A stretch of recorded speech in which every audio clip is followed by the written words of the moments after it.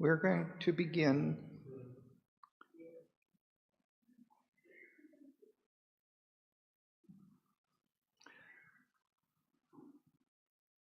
So welcome to our class. We're following King Aswapati's journey through the inner planes of existence. And he's been traveling through all the different planes, from the worlds of subtle matter into the life worlds. And he traveled through the lower life worlds and up into the higher life worlds. And he reached a kind of summit there, but still felt that there was something missing and that there was something holding back his consciousness from achieving the ultimate realization that he was seeking, and also the key that he was seeking towards nature's change. So he descended down into the depths of consciousness, into the subconscious, almost down into the inconscient, from which the evolution has arisen. It was from that basis of inconscience, an absolute void, blank darkness of unawareness, from which things began. And it is there that he's traveling now. And I will just review a little bit of what we read last time, which describes what he discovered there. And it describes it as the life energy had descended down into the inconscient and what happened at that point. So this is on page 222, what we read last time at the break. When nothing was save matter without soul, and a spiritless hollow was the heart of time, then life first touched the insensible abyss, awaking the stark void to hope and grief. Her pallid beam smote the unfathomed night, in which God hid himself from his own view. So this is the descent in the beginning, the involution of consciousness going down towards the depths of matter. And skipping a few lines towards the bottom, it continues, a monstrous birth prepared its cosmic form in nature's Titan embryo, ignorance. Then in a fatal and stupendous hour, something that sprang from the stark inconscient sleep, unwillingly begotten by the mute void, lifted its ominous head against the stars, overshadowing earth with its huge body of doom. It chilled the heavens with the menace of a face. A nameless power, a shadowy will arose, immense and alien to our universe. And the inconceivable purpose none can gauge, a vast non-being robed itself with shape. The boundless nescience of the unconscious depths covered eternity with nothingness. A seeking mind replaced the seeing soul. Life grew into a huge and hungry death. The spirit's bliss was changed to cosmic pain. And then I'll skip down again towards the bottom of the page on 223.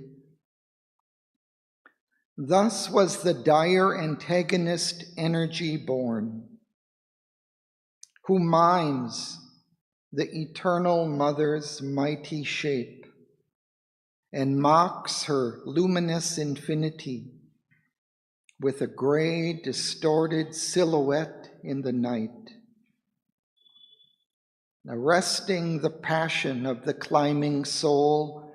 She forced on life a slow and faltering pace, her hands deflecting and retarding weight is laid on the mystic evolution's curve. The tortuous line of her deceiving mind, the gods see not, and man is impotent, oppressing the God spark within the soul. She forces back to the beast the human fall. So here, Sri Aurobindo is describing this birth of the mother of evil who mimes, who mimics the divine mother's shape. So it's kind of a opposite, shadowy reflection of the mother. And she distorts and lays this heavy weight upon the arising evolution out of the inconscient, making our evolution very difficult and convoluted.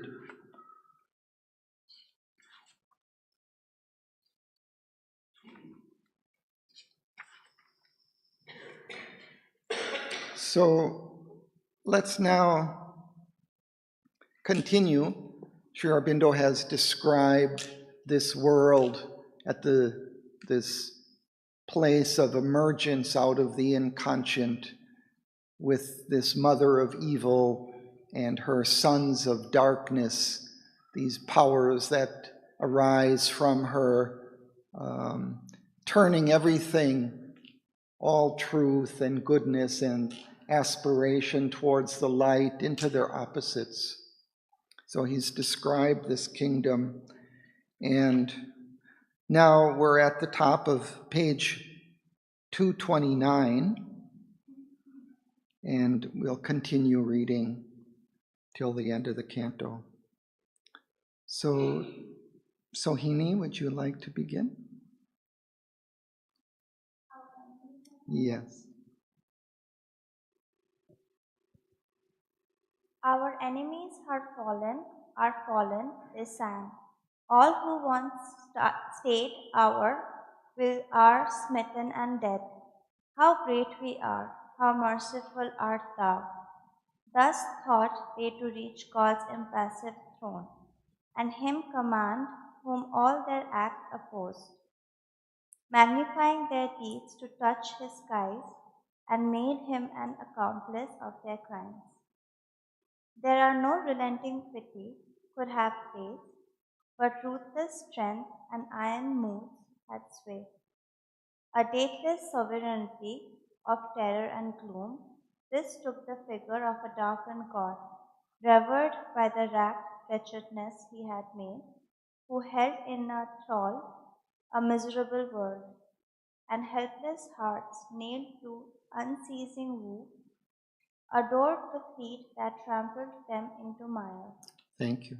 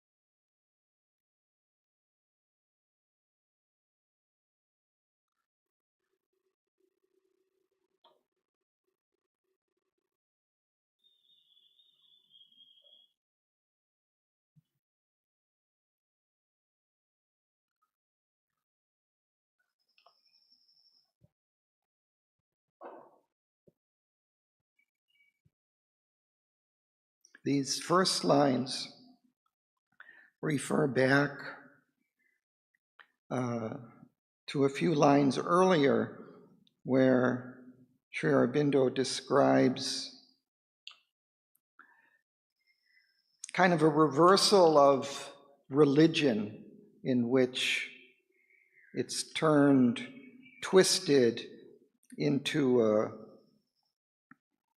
kind of a reverence for evil.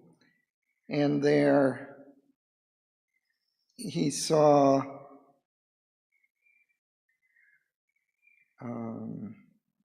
these priests, ominous priests, peering out of these windows, chanting Te Deums, hymns or of praise for slaughter's crowning grace. So this refers to the hymns, I think, that these kind of dark, evil priests were chanting. So in that earlier passage, he was describing this kind of twist of religion turned into an adoration of evil.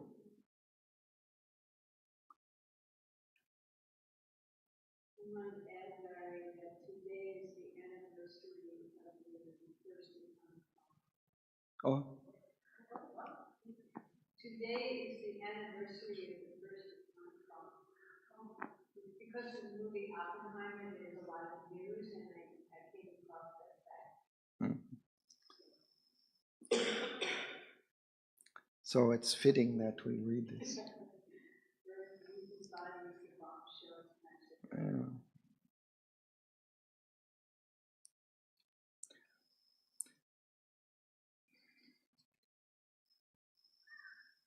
Magnifying their deeds to touch his hand. Magnifying their deeds to touch his hand.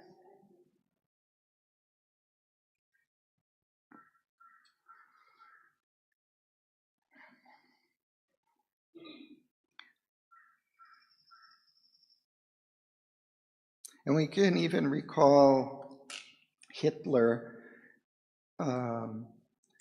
was also kind of possessed by this evil force, and that he was kind of communicating with, and that which he took as the divine, as a divine being, but was actually the Lord of Falsehood, and was inspiring him in his crimes in the war. So we see that this evil mother and her sons of darkness, how they kind of mimic the divine in their crimes or their evil deeds in order to turn men into their accomplices.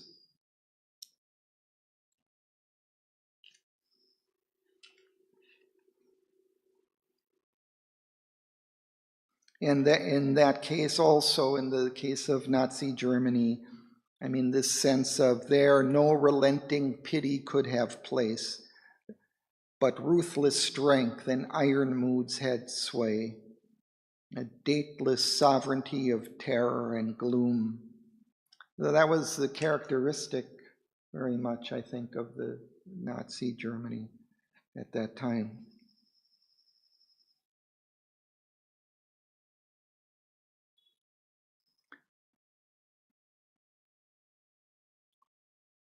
So, Debashish, would you continue?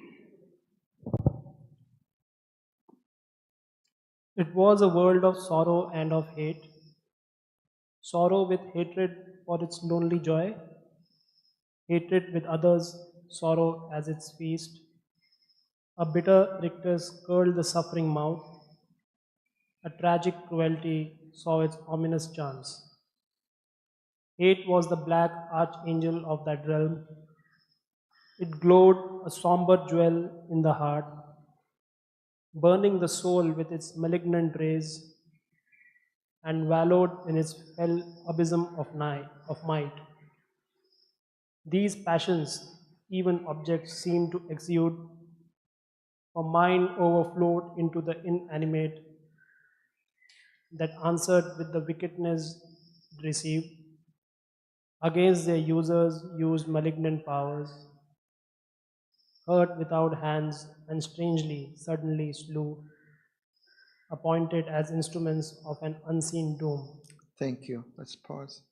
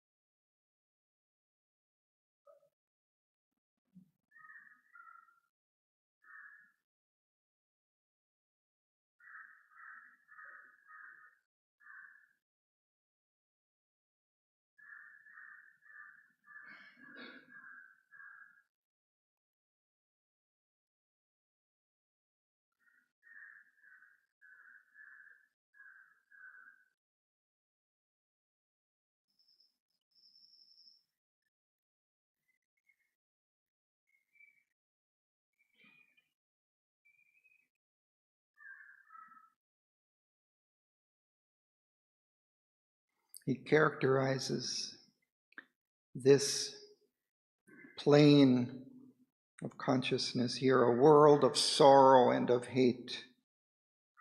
Sorrow with hatred for its lonely joy.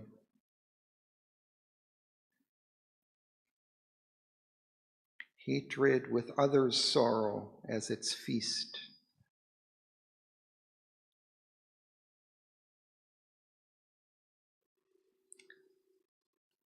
This was very much, I think, the kind of world that Hitler would have tried to manifest here on this earth if he had succeeded in his work. The evil forces were working, and this was turning into a place like this.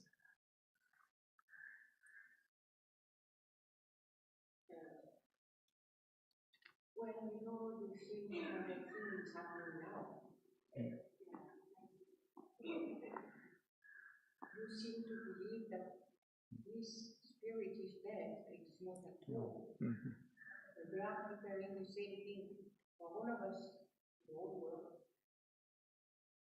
Could still come to pass.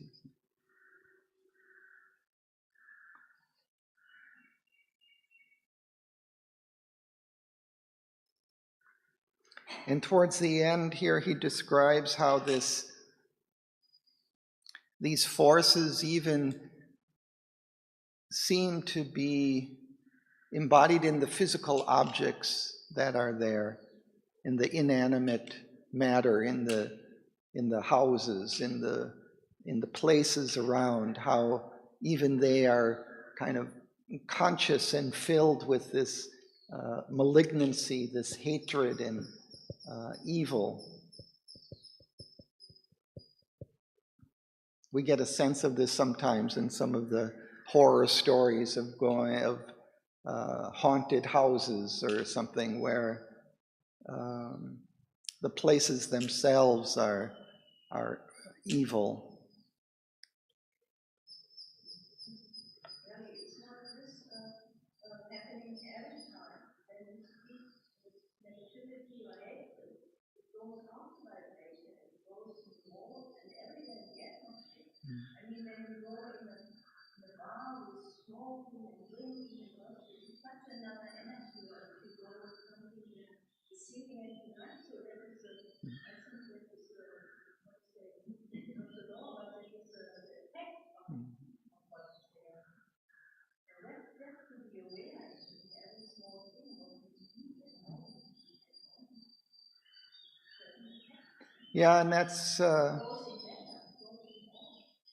so that was, I think, one reason why Mother always kind of emphasized using material things carefully, treating material objects with care, with a sense that the divine is there within them. And even here he talks of how these objects answer with the wickedness it received. So they kind of respond, as you're saying, to those kind of wicked vibrations. They respond back with the same kind of vibration.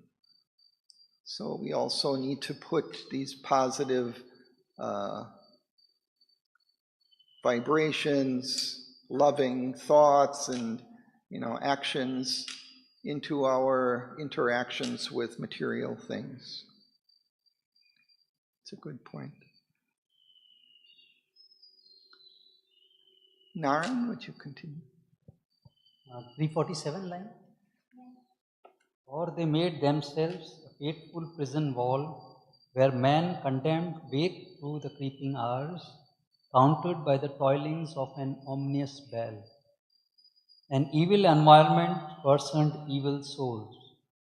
All things were conscious there and all perverse. In this infernal realm he dared to press, even into its deepest pit and darkest core, perturbed its tenebrous base, dared to contest its ancient privileged right and absolute force. In night he plunged to know her dreadful heart, in hell he sought the root and cause of hell. Its anguished gulfs opened in his own breast, he listened to the clamors of its crowded pain, the heartbeats of its fatal loneliness. Above was a chill, deaf eternity. Thank you.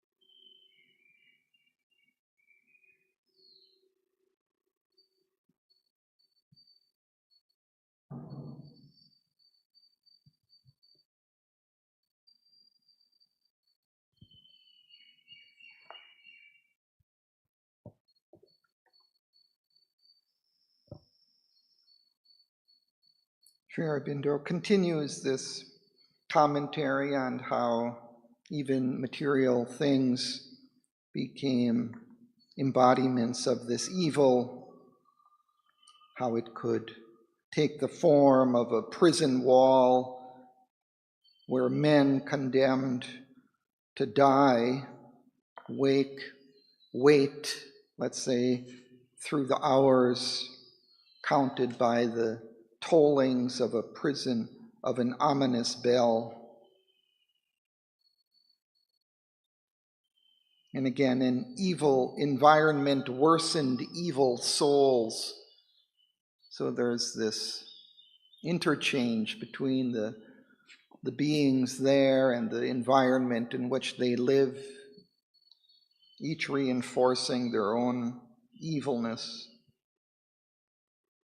And then again, all things were conscious there, and all perverse.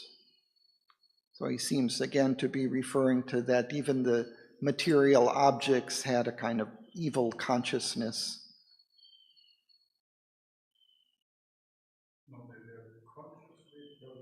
Yeah. They were consciously perverse. But when these evil forces go away, the material things can change again.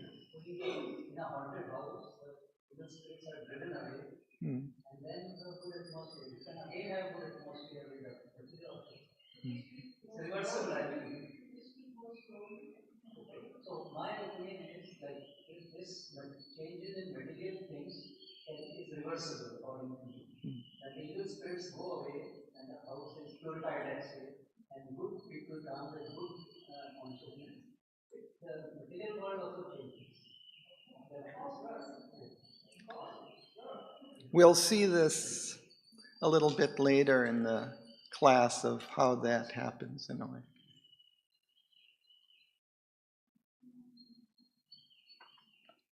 So Aswapati is pressing deep down into this world, into its deepest pit and darkest core. In hell, he sought the root and cause of hell, and its anguished gulfs opened in his own breast. Its pain and suffering, all of that he also experienced as he's going into this. Felt the heartbeats of its fatal loneliness. And above, he senses this chill, deaf eternity, this kind of eternal night he senses around him or above him, as if one could remain in such a place, in such an evil, horrible environment forever and never find release. That's kind of the definition of hell, I think.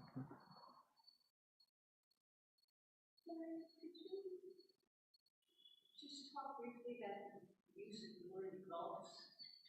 And there's something about it that isn't clear to me. I just think of the Gulf as a section of land, of ocean that goes into land. Anyway, whatever you have to say will help. Well, yeah, it's just a place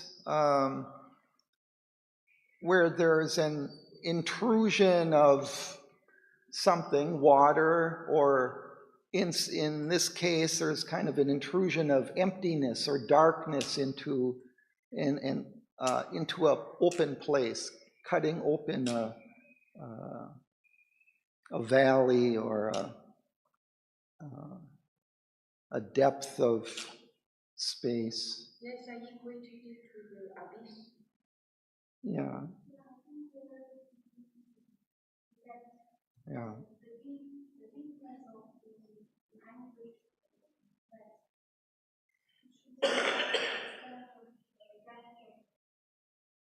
Its anguished gulfs, yeah, the depths of it.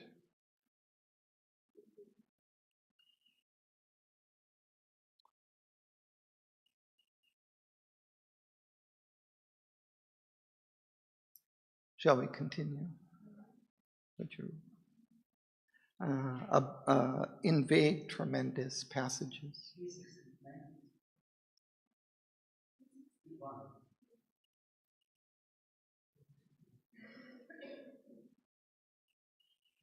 In vague, tremendous passages of doom, he heard the goblin voice that guides to slay, and faced the enchantments of the demon sign, and traversed the ambush of the opponent snake.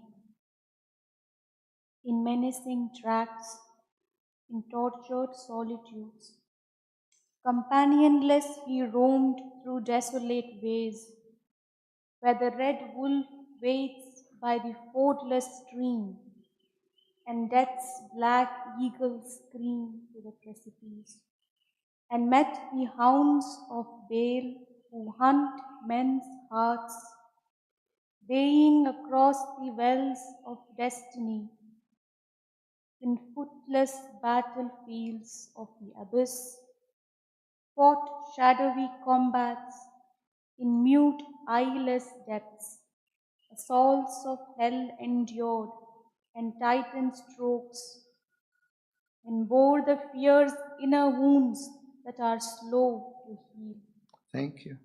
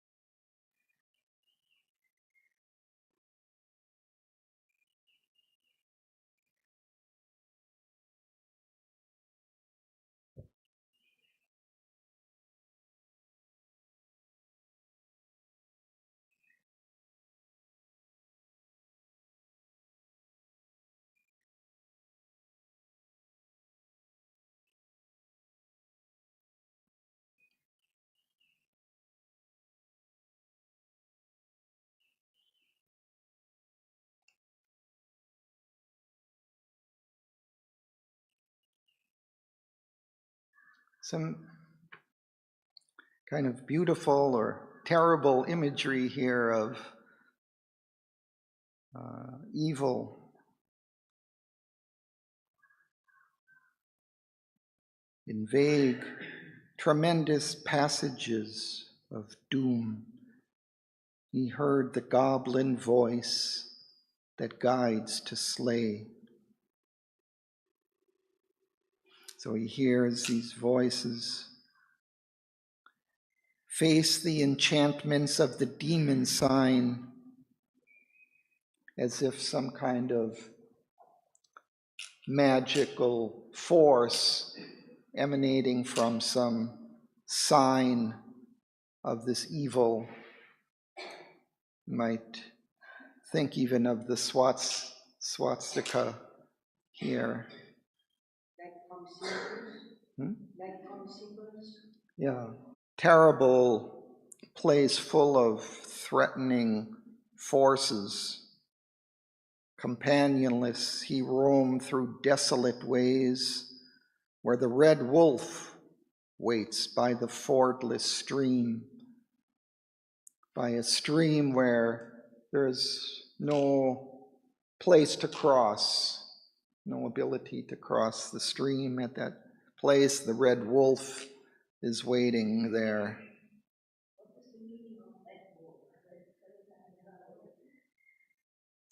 Well, it suggests a kind of evil kind of force, animal taking the form of a wolf that tears. I think it's a medieval term for fire and arson. Fire? Fire and arson. Red wolf. Arson. Arson. Oh.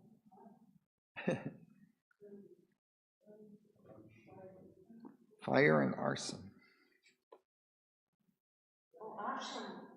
To put fire. Yes. Mm-hmm.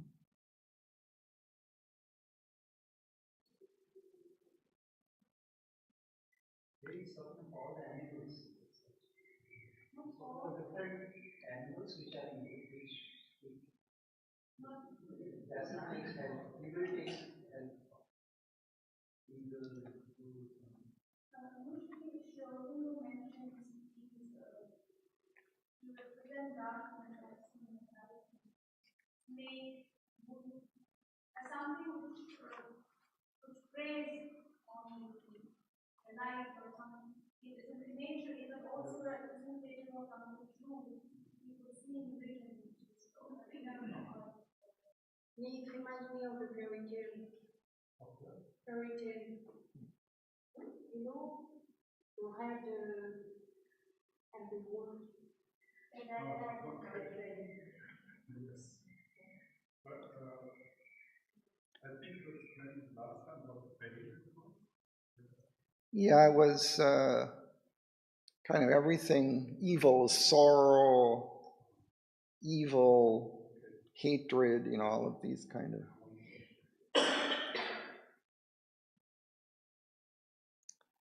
Here, what Shraddhavan says, he is roaming through desolate ways, landscapes and areas that are full of sadness.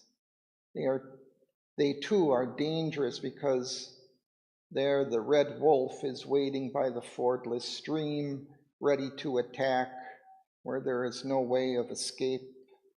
Here the color red is symbolic of adverse vital forces. The red wolf is waiting to attack passing travelers or pilgrims. And there are steep cliffs where death black eagles are nesting and fly up screaming to the precipice if they are disturbed. A precipice is a steep cliff. Aswapati also encounters hounds, hunting dogs, or wolves, hounds of Baal, which bring disaster.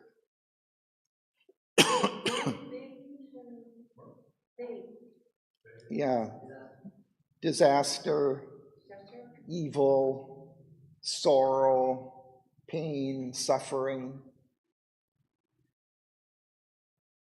But this health is also, this health, this is a Yeah, south.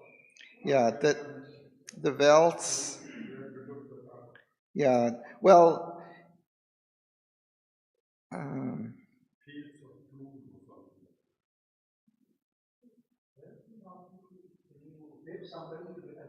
wide open grasslands of Africa. Where something happened.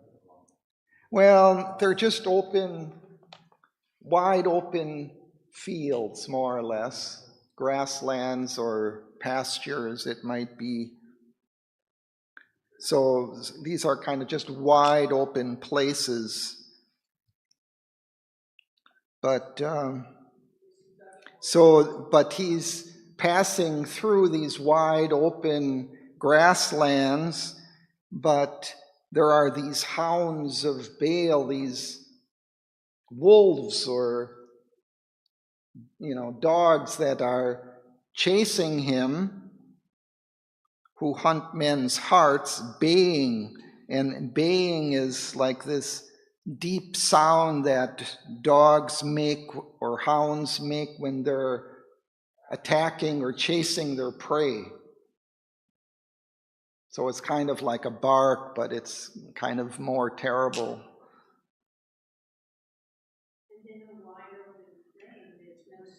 Right, exactly. And you can't see, actually, the thing coming.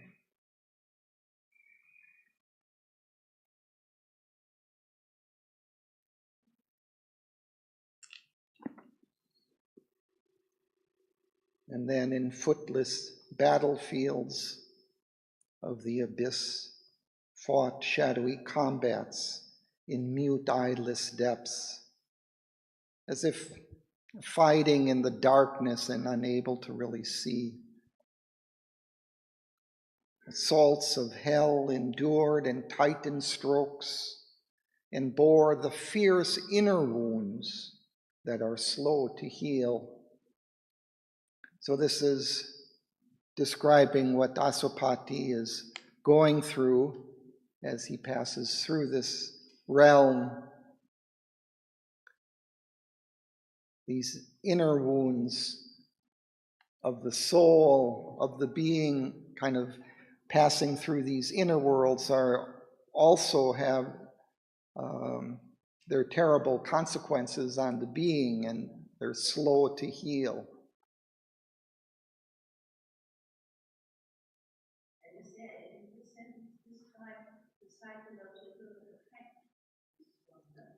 Of going through this, I think, for Aswapati.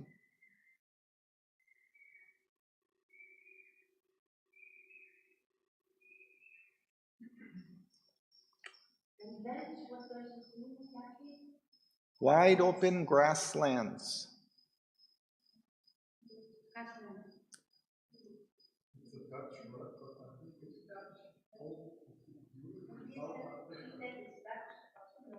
Yeah, it's used especially in South Africa.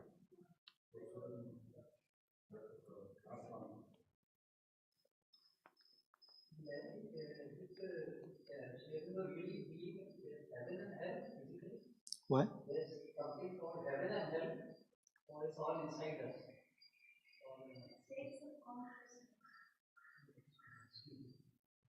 Yeah, I mean, you can look at it in two ways. You can look at it as a kind of a place, a world, an inner world, a subtle world that you can move in, like Aswapati is doing. It's more described that way, as a kind of a place. But it's an inner, it's not a place in the physical world or in the physical universe. It's psychological in a sense. Or one can also just look at it in a more subjective way also, and just as a kind of a subjective state of darkness or unconsciousness or evil or whatever characteristic you might want to emphasize. Same with heaven also. But so Sri Aurobindo kind of describes it in both ways. With Aswapati, he kind of describes it as kind of a inner world through which Aswapati is moving and passing through and experiencing as an environment. Later on, Savitri kind of also passes through similar experiences, but the way it's described there is more subjective, as if it's kind of more happening within her or her states of consciousness. It's not described in such an objective way as it is here.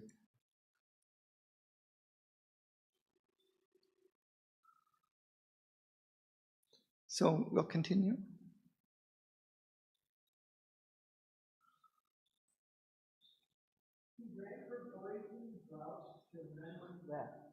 In a world where neither hope nor joy could come, the ordeal he suffered of evil's absolute reign, yet kept intact his spirit's radiant truth. Where are you? 376.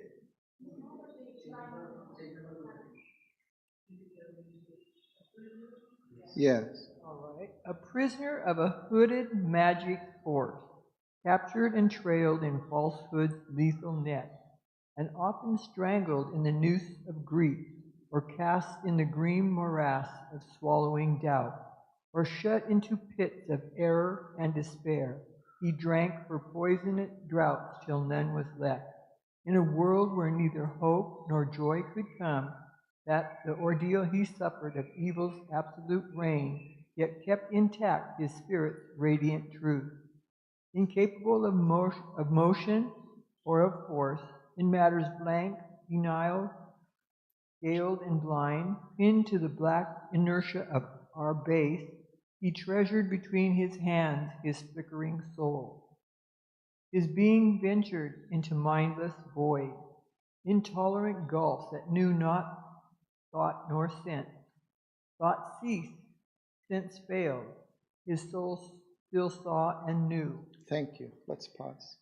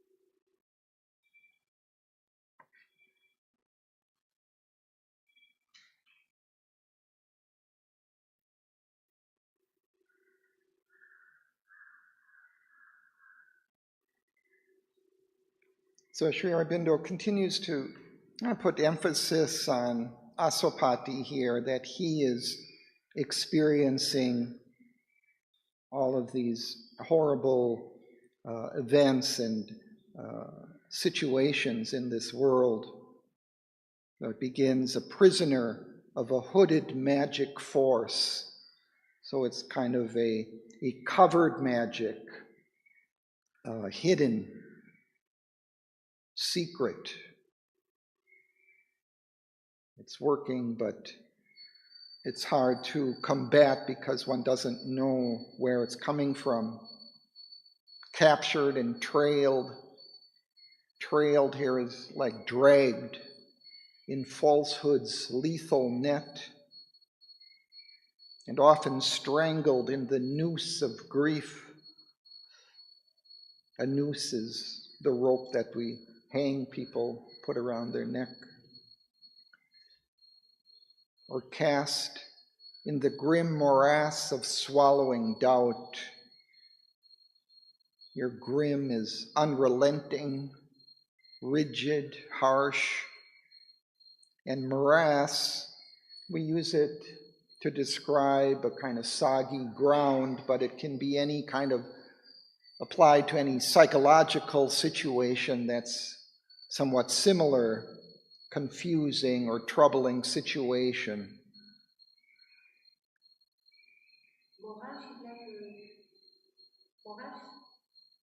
Morass, yeah, physically it's like a bog, a marshy kind of place, but it's applied in a psychological sense also. So just a kind of being stuck in a confusing situation.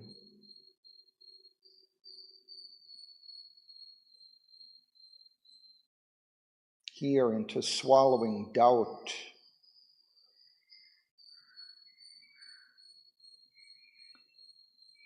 I think Sri Aurobindo describes somewhere that he sometimes had suffered from doubt, or that it was something that he experienced.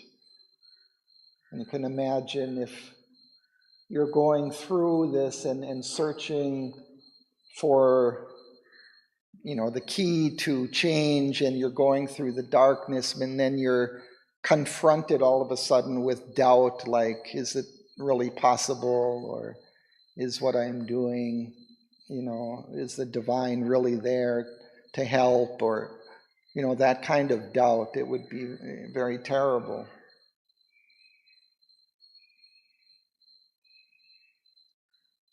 And we see again, in a world where neither hope nor joy could come, where there would be no hope of release from that prison, from that terror. He drank her poison draughts till none was left, as if he's drinking this poison out of these kegs, barrels. Well, a draft is, sometimes it's just used for liquor poured. That also, yes, a draft beer, but it can be other alcohol. Yeah. Yeah.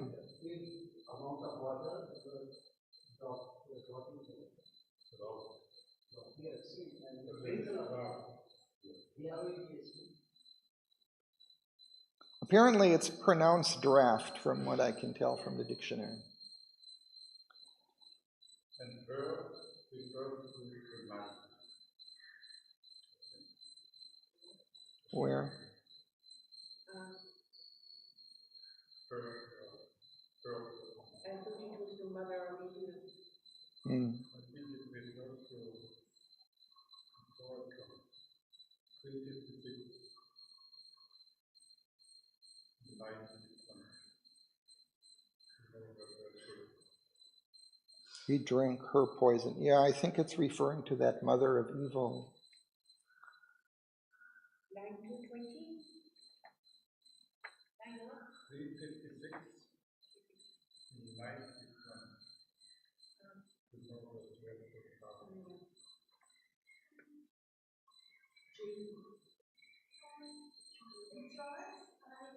I had noticed that when there is no rain or scorching heat, the land becomes unfertile.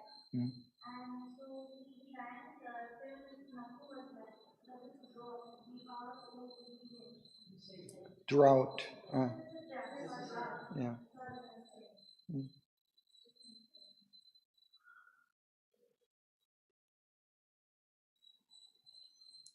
So he suffered this ordeal of evil's absolute reign, yet kept intact his spirit's radiant truth.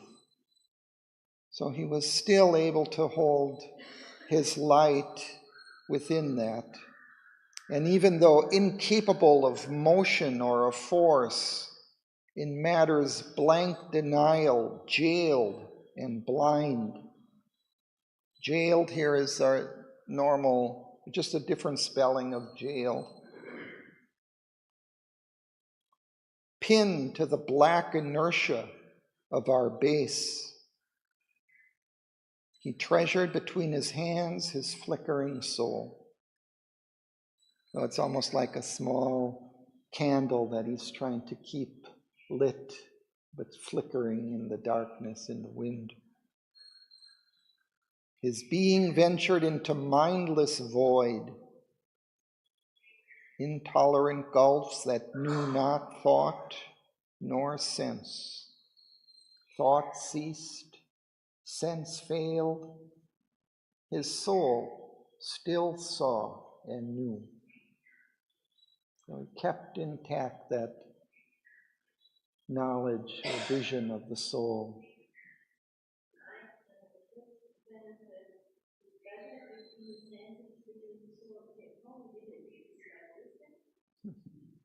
Mm-hmm. Like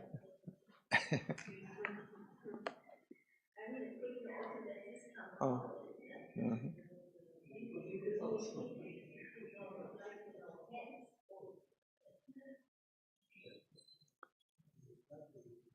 So we continue. Would you like to read, sir?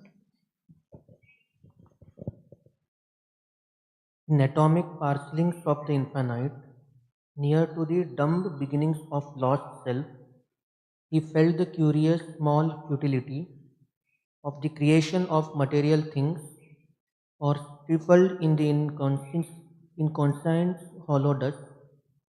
He sounded the mystery dark and bottomless of the enormous and unmeaning deeps, whence struggling life in a dead universe rose. There in this stark identity lost by mind, he felt the sealed sense of the insensible world and a mute wisdom in the unknowing night. Into the abysmal secrecy he came, where darkness pierced from her mattress grey and nude, and stood on the last locked subconscious floor, where being slept unconscious of its thoughts, and built the world not knowing what it built. Thank you. Let's pause.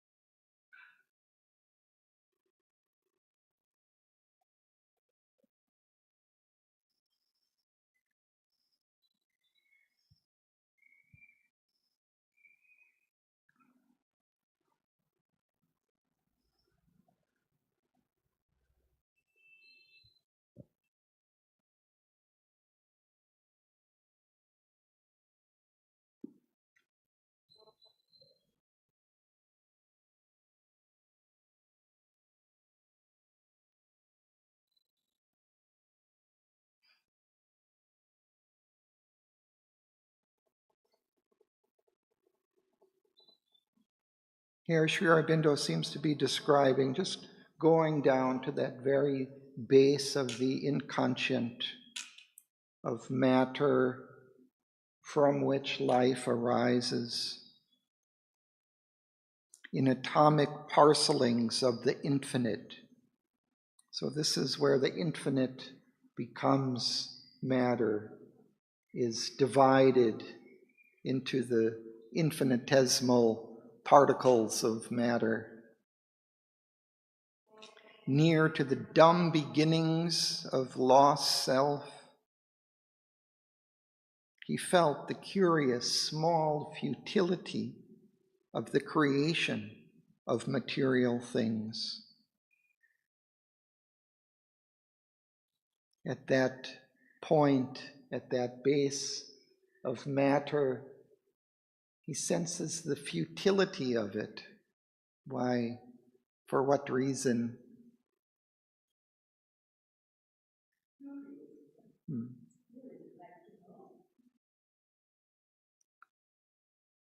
There doesn't seem to be any meaning or purpose at that level.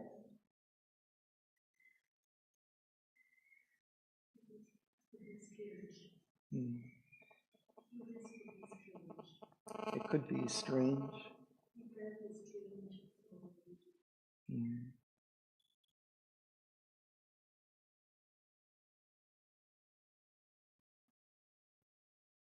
Curious in which sense? Bizarre or wanting to know?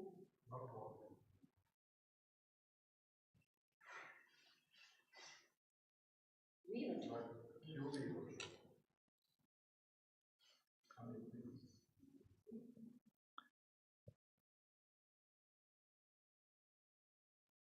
Where comes curious from?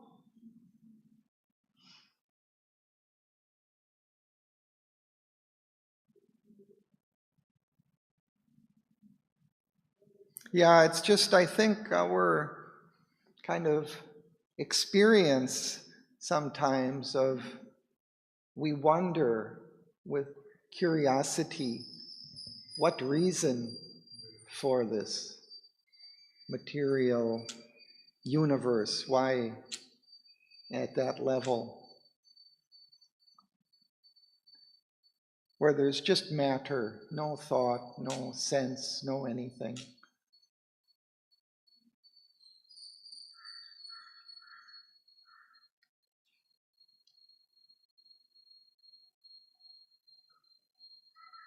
So he sounded the mystery dark and bottomless of the enormous and unmeaning deeps, when struggling life in a dead universe rose.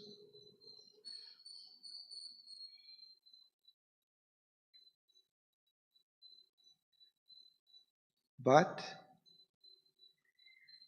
there he senses something.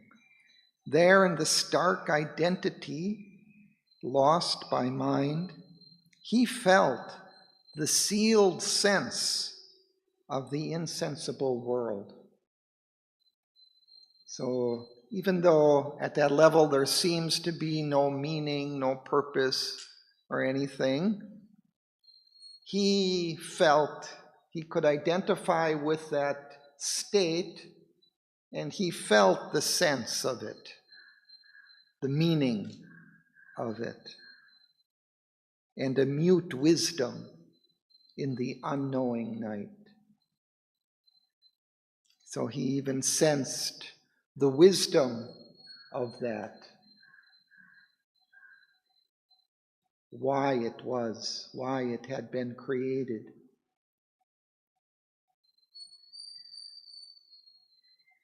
Into the abysmal secrecy he came, where darkness peers from her mattress gray and nude, and stood on the last locked subconscious floor. So it's as if he's come down to the very base of existence, the last enclosed, dark, subconscious floor, where being slept, unconscious of its thoughts, and built the world not knowing what it built. As if a being was there at the base of existence, kind of asleep, but dreaming, and its dreams, its thoughts of the dreams are creating the world.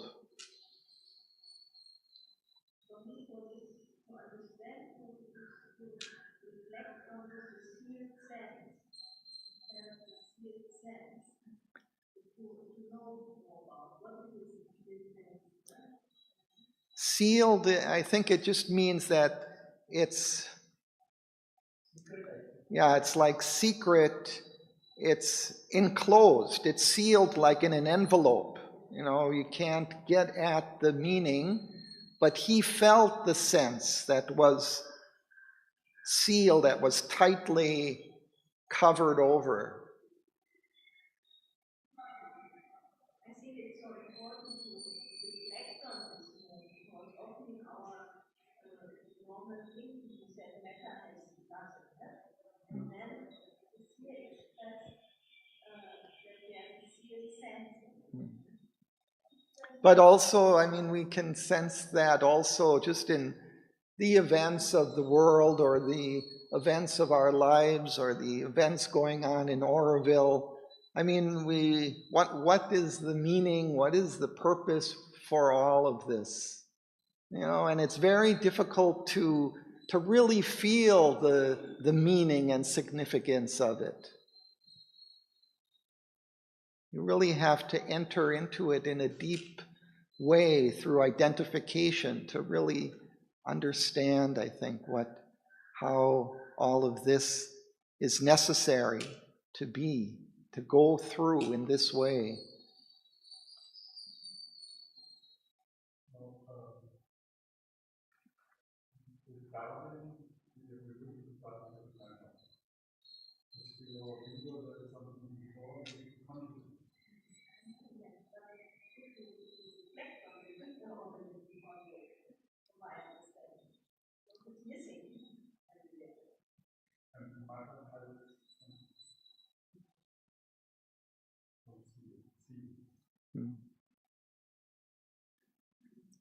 Sonia, would you like to? There waiting its hour. There waiting its hour, the future lay unknown. There is the record of the vanished star. There, in the slumber of the cosmic will, he saw the secret key of nature's change. A light was with him, an invisible hand was laid upon the error and the pain, till it became a quivering ecstasy. The shock of sweetness of an arm's embrace. He saw the night. He saw in the night the eternal shadowy veil. He knew death for a cellar of the house of life. In destruction felt creation's hasty pace. Knew loss as the price of a celestial gain, and hell as a sword cut through heaven's gate. Thank you. Let's pause.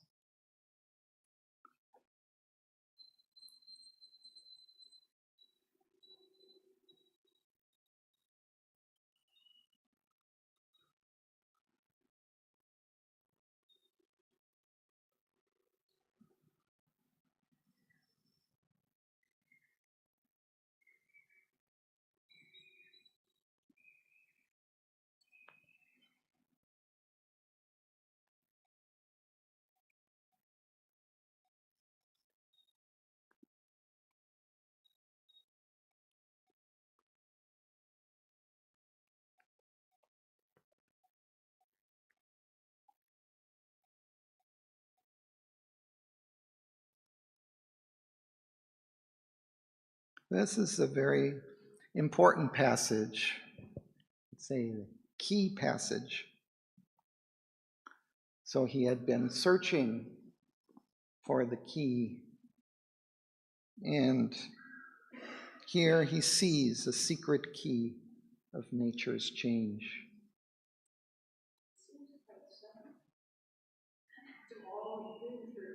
Well, he's come down pretty far to the very base, and that's where he finds on the floor this key. And what I'd like to do is read Shraddhavan's commentary on this, which is quite interesting.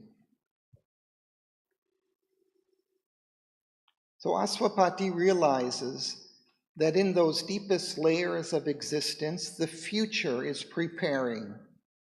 There, the future lay unknown, waiting for its time, for its hour. He also realizes that everything that happened in the past of the universe is recorded there. Although the universal will seems to be asleep there, Aswapati can see that on that level, there is the secret key by which nature can be changed, by which everything can be changed.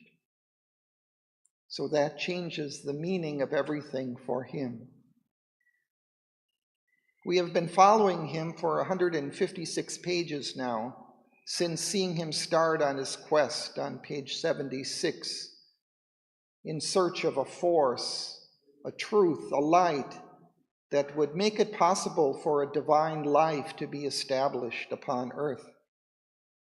That was what he set out with. We followed him through the different planes of universal existence and reached quite a high level of life existence. But there he and we discovered that even though it is such a high level where there are very beautiful and fine things, he could not go any further. It seemed that there was a barrier which he was unable to overcome. And in order to find out the meaning of that barrier, he had to start going downwards, towards the roots of things. We have been following in his footsteps on that downward path. Through Canto 7 and Canto 8, we have followed Aswapati on this dark and terrifying journey.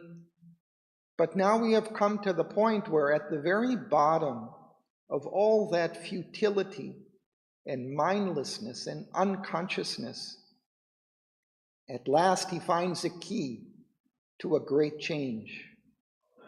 Where does he find it? On the last locked subconscious floor. As far as anyone can go down, there is a locked door, perhaps leading to a space we cannot penetrate. But Aswapati does penetrate it, and there he finds the key to a great change. When he finds it, everything changes for him. Question: is this the solution that Aswapati has been looking for from the beginning of his quest? Shraddhavan answers, as I understand it, this change is for Aswapati alone. It does not yet bring about the divine change for the whole world, which we saw him setting out to find in Book 1, Canto 5. So she says on page 76, 77, and on 85, 102. That is something interesting about this passage, because we have come to the end of Canto 8 or even Canto 9, or because when we come to the end of Canto 8 or even Canto 9, where Aswapati gets projected into the paradise of the life gods, we find that he has still a long way to go on his journey. But for him, something absolutely crucial has happened. For him, after this discovery, the soul lit the conscious body with its ray, and matter and spirit mingled and were one. And he feels the divine presence in and behind everything, controlling everything. But I think up to this point, this is an individual realization. It is not yet the realization which Aswapati wants and has been working for, the transformation of the whole world and the establishment of a divine life on earth. The promise of that transformation is given to him by the Supreme Mother at the end of Book 3. But it is only fulfilled finally when Aswapati's divine daughter, Savitri receives the sanction of the Supreme Lord to the fulfillment of his and her wishes for earth and men, which we will read about in the middle of Book 11. Aswapati has come deep down into the subconscious levels until he stands on the last block subconscious floor, and there he realizes that there is a silent wisdom. He becomes aware that there, on that last, lowest, darkest level, being, pure existence is sleeping, unconscious of its thoughts. It is still thinking, but it is not aware of what it is thinking. In this way, being, pure existence, built the world, not knowing what it built. He becomes aware that there, on that level, in this unconscious state, waiting its hour, the future lay unknown. The whole future of the universe, there, on that level, is the record of the vanished stars. All the stars that have come, shone, and disappeared again. And there, at last, in the slumber, the sleep of the cosmic will, he saw the secret key of nature's change. It is as if on the floor of the deepest and darkest level of existence he finds a little golden key. It is the key that he has been looking for, the key by which nature can change. Suddenly, a light is with him, and it is this as if an invisible hand, the hand of the Lord, is touching all the terrible things, all the things that hell is full of, the error and the pain. And the touch of that hand turns everything into bliss, into a quivering ecstasy. He feels the shock of sweetness. If Sri Aurobindo would come and touch our shoulder, we would feel that shock of sweetness of that arm's embrace. And Aswapati sees in this night with a capital N, this terrible darkness, he sees that it is just a veil, a shadowy veil of the eternal. And he realizes that this, which seems to be a place of death and darkness and nothingness, it is only just the downstairs room, the bottom room in a house. Here in India, we do not often have cellars, but in European countries, houses usually have cellars, and those cellars are used for storing things. But they may also be very neglected places where mice thrive and dust and dirt gather. Aswapati realizes that death is just a cellar, just the bottom room in the house of life. And he feels that the thing that we fear the most, which we think is dreadful, destruction, is not so bad after all. It is actually necessary for the new creation to come. It has to come quickly with a hasty pace. When it has to come quickly, then there may be a lot of apparent destruction. It comes to know that even losing things that seem very precious to us may just be the price we have to pay for winning some absolute heavenly treasure. This is what happens to him, what he realizes when he finds that key. What is the key? I think it would be the knowledge and the light that comes with it, the touch, the understanding, all that. And then he suddenly realizes, oh, this is the way that nature can be changed. The mother has described an experience like this of going down, down, and down into a harsh, impenetrable black rock. But when she reaches the bottom, she says, it is as if there is a spring. She touches a spring there, and it springs up and fills, spreading everywhere the seeds of a new world. She describes that in one of her New Year messages. This experience must be something similar to that, reaching the very bottom of the darkness and seeing that a new light is coming from there. So Swapati realizes that whatever he might have lost in the process is just the price to be paid for winning this heavenly treasure, and that what we think of as hell, all this unbearable falsehood and suffering, is simply a shortcut to the gates of heaven.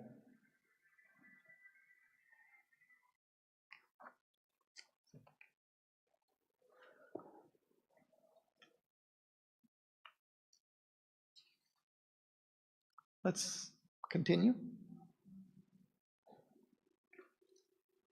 Then, in illusion's occult factory, and in the unconscious magic printing house, torn were the formats of the primal night, and shattered the stereotypes of ignorance.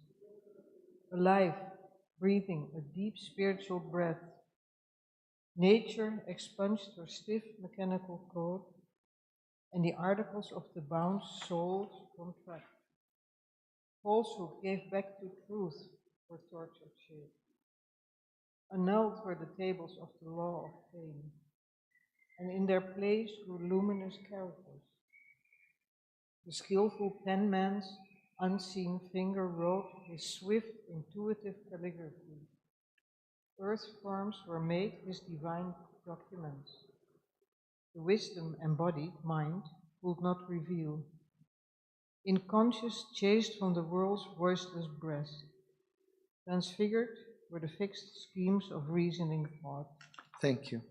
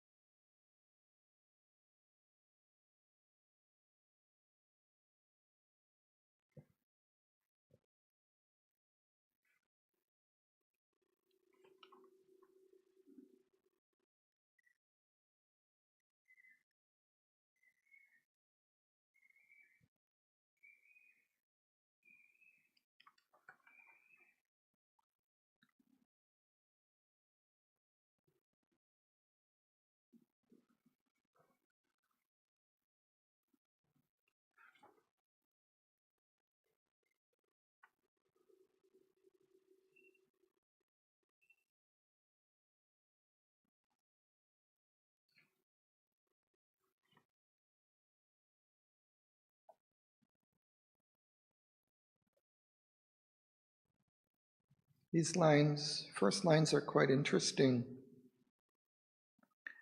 Then in illusion's occult factory, it is as if at this lower level, the illusions of existence, of the pain and suffering and evil and all of these things are being manufactured in this factory. As if in a printing house they're being printed, and in the inconscience magic printing house.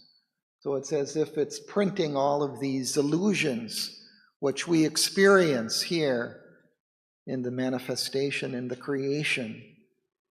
They're being created at this lower level of the inconscient. But now torn were the formats of the primal night and shattered the stereotypes of ignorance.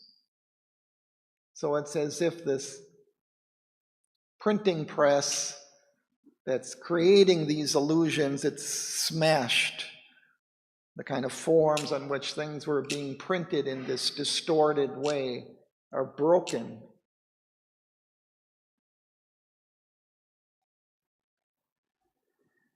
and something takes its place, alive, breathing a deep spiritual breath.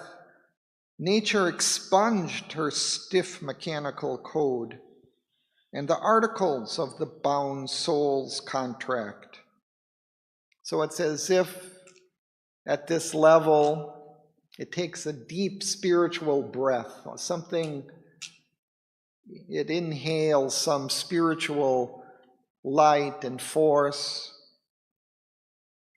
breaking this rigid mechanical nature in which falsehood and evil and suffering are made rigid and made into kind of realities for us.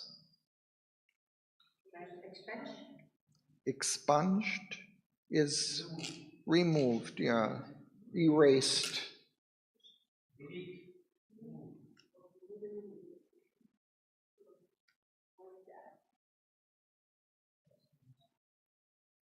And the articles of the bound soul's contract, as if our soul has made a contract with this illusion and this darkness and these rigid laws of the inconscient. So they were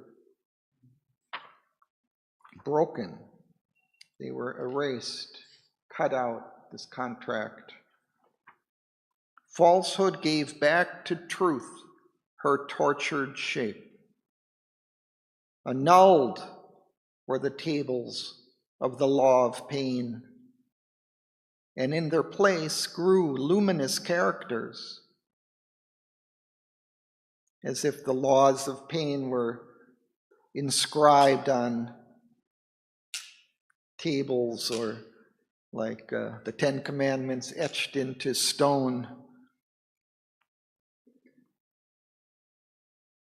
And in their place grew luminous characters. The skillful penman's unseen finger wrote his swift, intuitive calligraphy. Earth's forms were made his divine documents. As if he's writing now, the divine is there at this level, has replaced this darkness, this illusion, with a new writing, a whole new script, in which Earth's forms are the divine documents. The wisdom embodied mind could not reveal, inconscience chased from the world's voiceless breast. Transfigured were the fixed schemes of reasoning thought. So a new light, a new intuitive force comes in to create a new creation.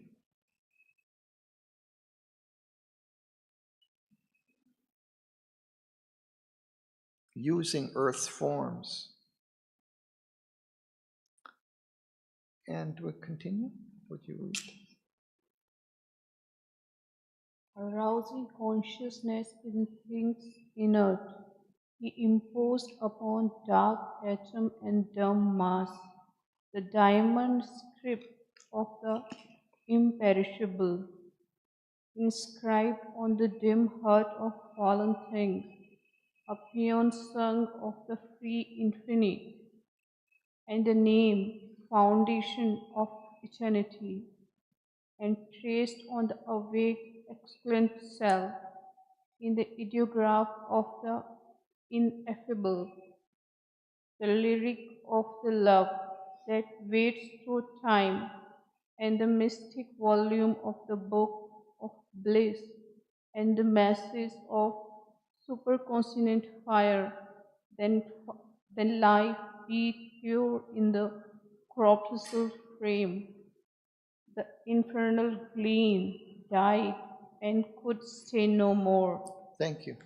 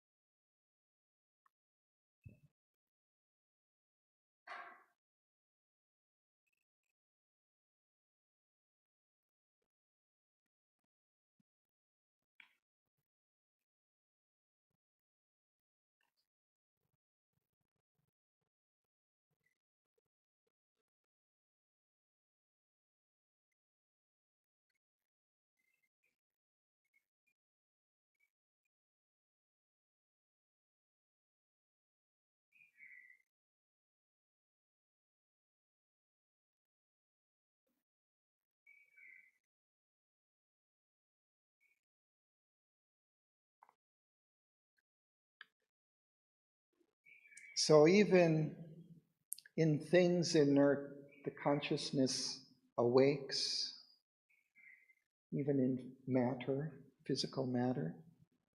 He imposed upon dark atom and dumb mass the diamond script of the imperishable, inscribed on the dim heart of fallen things, a paean song of the free infinite.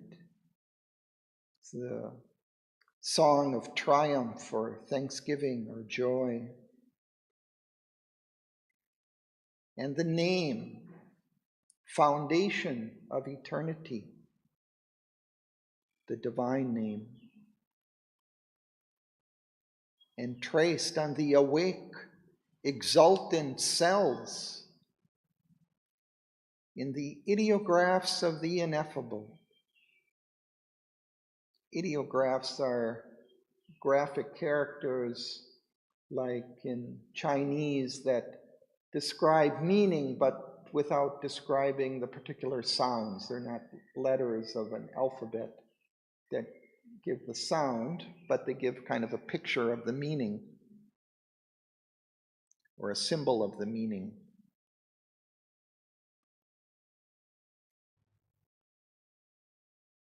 In the ideographs of the ineffable, describing what is unable to be expressed or spoken. The lyric of the love that waits through time, and the mystic volume of the book of bliss, and the message of the superconscient fire.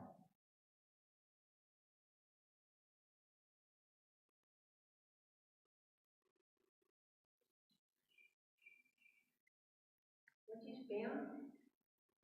What is Peon? Paean? Yeah, Peon? it's a song or poem expressing triumph or thanksgiving.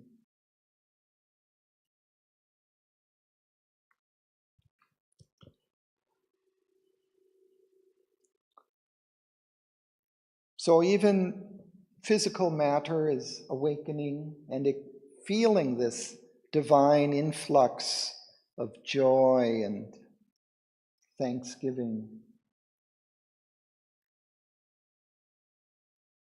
The infernal gleam, that fiendish, diabolical force or light, died and could slay no more.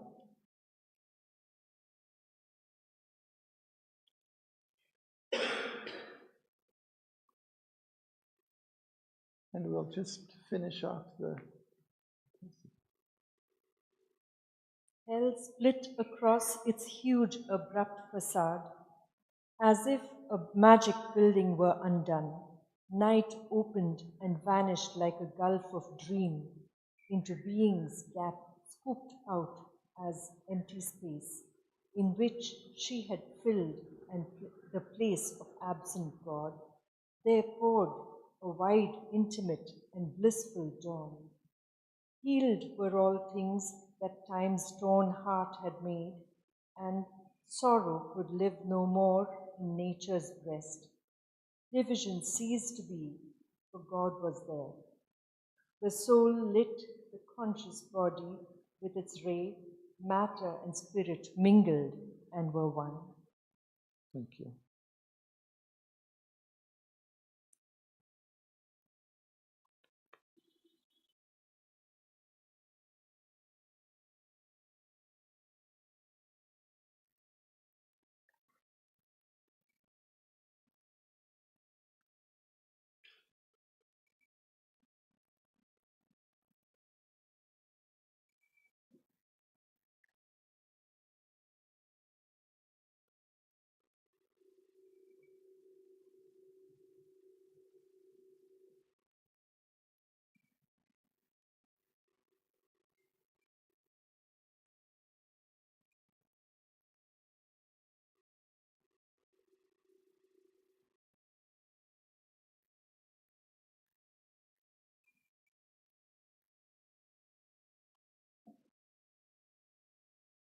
This recalls Naren's comments earlier about the haunted house and how it could be reversed or changed. The spirits, evil spirits, could be driven out.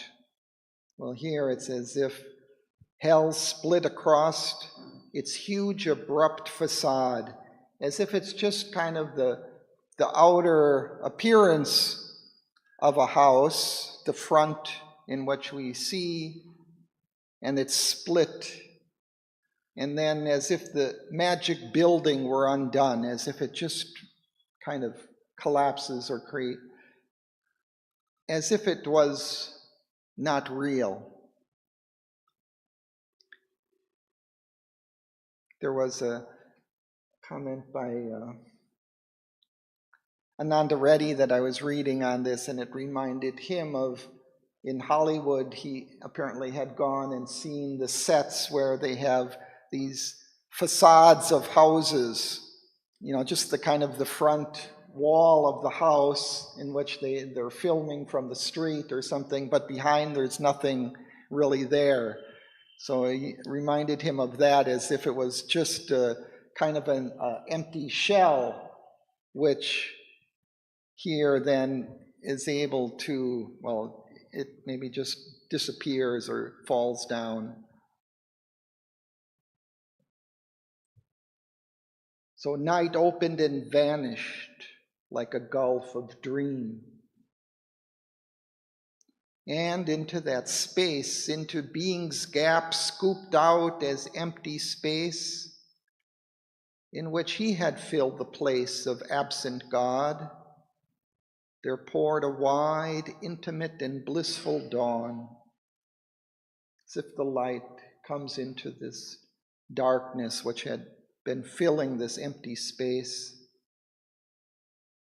Healed were all the things that time's torn heart had made, and sorrow could live no more in nature's breast.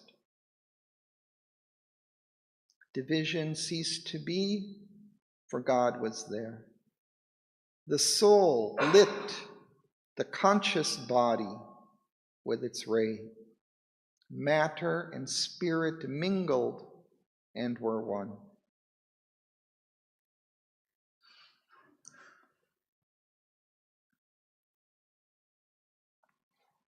But we see this is an experience or realization for Aswapati, not yet perhaps for us. So we still have a ways to go in the journey.